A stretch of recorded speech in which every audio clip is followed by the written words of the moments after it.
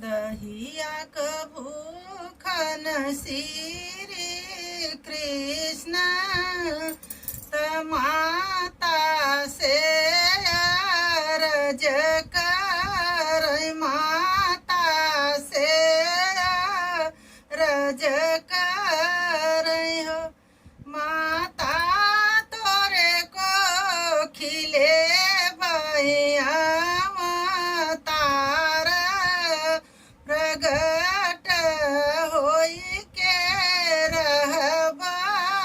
प्रगट होई के रहबा हो यहाँ बाटे भूत पिचास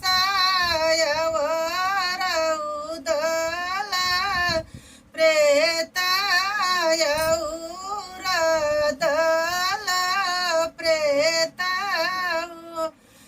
बेटा यहाँ बाटे कंस धिकवा तो है मारी नहीं तो है मारी नहीं है मारी नवै भूत पीच सवात दल प्रेत दल प्रेत हे माता कंस कर